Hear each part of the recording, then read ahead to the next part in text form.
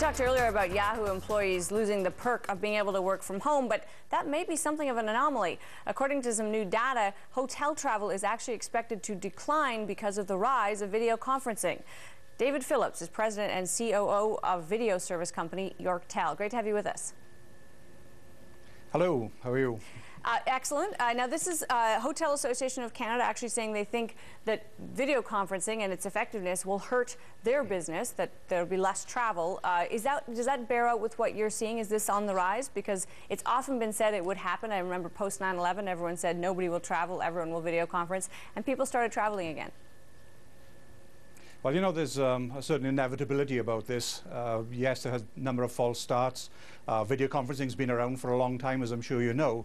But in the last 3 or 4 years, it's really become very much more ubiquitous. The quality of the service has improved, awareness of video conferencing and the ease of use of it.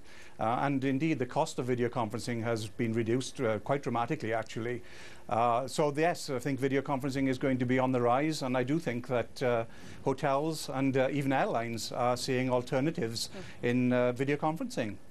In fact, some of the airline reservation systems now have video conferencing as an alternative to air travel, would you believe?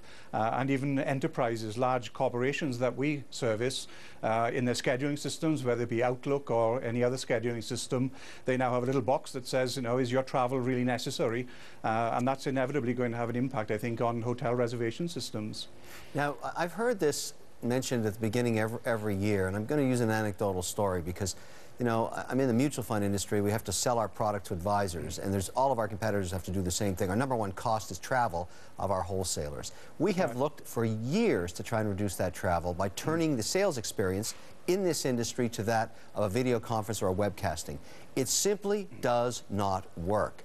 And so I'm very skeptical that in the sales business, at least, this is ever going to replace the one-on-one, buying a dinner, buying a drink, buying a lunch for a client, having that interchange. Is there any evidence anywhere, in what sector would it be in, where you can really see the savings of video conferencing or webcasting? Well, you know, the financial services industry is very interesting. I'm with you.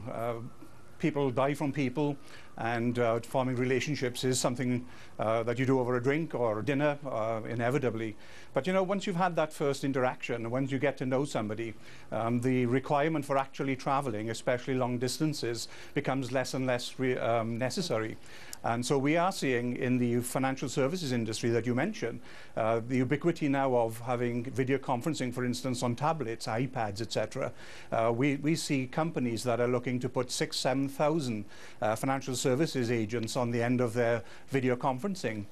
And even high net worth individuals who have that kind of technology much prefer, once they get to know you, once they know the company, they much prefer to actually stay where they are and hold a discussion with an expert over video conferencing. David, one of the complaints at Yahoo, the reason why they're saying workers have to actually come into the office, is because they want to foster collaboration. It's so important in so many industries, and we know that that's how you get better productivity. Can you collaborate effectively by video conference? Well, you know, it's a very good point. We're social animals. We enjoy the interaction of people. But increasingly, the difficulty, we talked about air travel. I don't think any of us enjoy air travel anymore. Certainly when I was a young man, it was quite a pleasure to travel by air. Now it's just a very large inconvenience, very time-consuming.